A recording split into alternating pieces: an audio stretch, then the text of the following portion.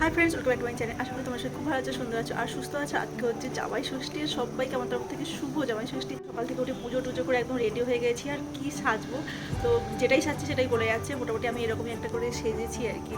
আজকে যেহেতু সানডে, তাই মনে হলো একটু সময় নিয়ে সাজি।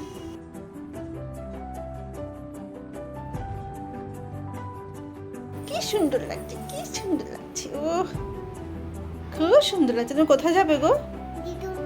কিসের জন্য? ভালো করে ছাড়াও ইলিশ মাছটা। এই যে বাগদা বাড়িতে এখানে সবাই টাটা করে চললাম। মা মেয়ে গাড়িতে উঠে, আর কর্তামশাই আগের দিন থেকেই মিষ্টি মিষ্টি নিয়ে এসে ফ্রিজে রেখেছিল, কারণ এই দিন টাটকা আর মিষ্টি পাওয়াই যায় না এক প্রকার।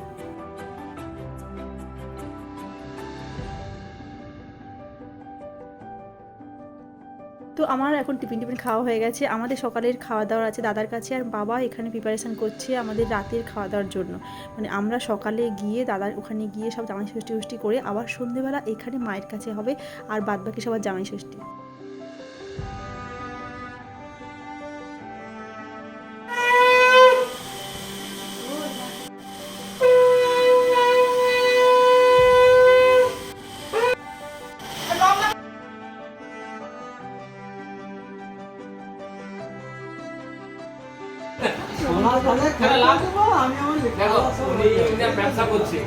আমাদের না বাঙালিদের এইটা হচ্ছে খুব মজার একটা ব্যাপার, যে কোনো অনুষ্ঠানে আমরা সবাই মিলে হই হই করে পার্টিসিপেট করি। আর খাওয়া দাওয়ার পরে যেটা হয় সবচেয়ে মেন, সেটা হচ্ছে গল্প। মানে এতটাই গল্প জমে গেছে, খেতে বসেও গল্প, যেখানে যে বসছে সেখানেই গল্প। এখানে দিদিকে বৌদি খুব জোর করে কেক খাইয়ে দিচ্ছিলো, আর দাদা লাস্টে এসছে ছোটদা, ওই দাদাও কেক খাচ্ছিলো।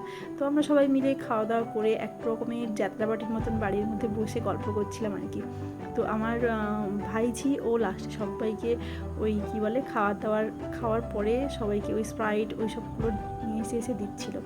কারোর খাওয়াতে মন নেই, যেটা মন হচ্ছে গল্প। আর এই সময়টা তো ভীষণ গরম পড়েছিল, তাই মানে সত্যি কথা বলতে কি সেরকমভাবে কারোর পেটে কোনো জায়গা ছিল না খাওয়ার জন্য।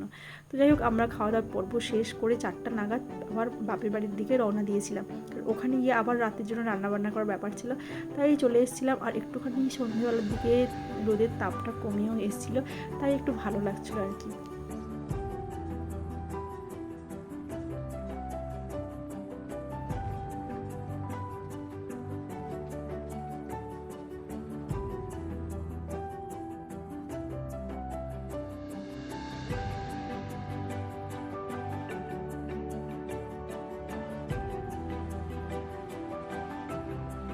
এখানে রান্নাবান্না সব কিছু শুরু হয়ে গেছে। মা দিদি ওরা সবাই জোগাড়যন্ত্র করেছে, আমি রান্নাবান্নাটা করব। আর এখানে আমার মেয়ে ছাতু খুঁজতে গেছে, ওই খড়ের কাদাতে ছাতু হয় ওটাই।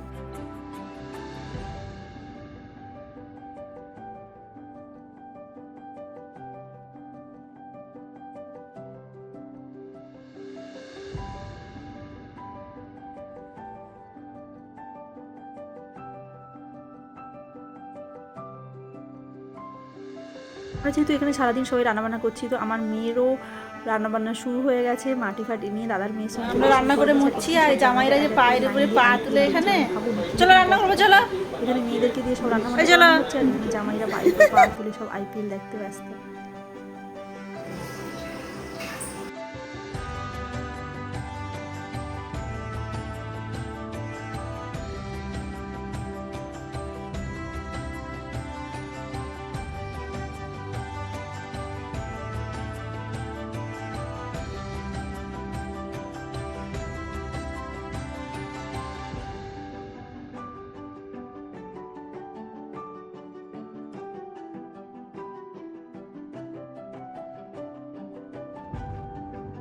এটাই হচ্ছে একটা সেরা ব্যাপার। মা হচ্ছে যে দেখাচ্ছে যে কোন জামাই কোন শাড়িটা দিয়েছে, মানে যেটা বলতে পারো জামাই ষষ্ঠীর মূল অ্যাট্রাকশান আর কি। তো সবাই খাওয়া দাওয়া করে এসে মোটামুটি 1টা মতন বেজে গেছে।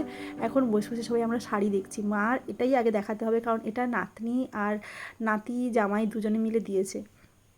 তো সবাই মিলে দেখলাম, আর এরকমভাবেই খুব আনন্দ মজা করে আমাদের জামাই ষষ্ঠীটা কাটলো। আর হ্যাঁ, তোমাদের যদি আমার ভিডিওটা ভালো লাগে তাহলে অবশ্যই লাইক করো, কমেন্ট করো আর শেয়ার করো।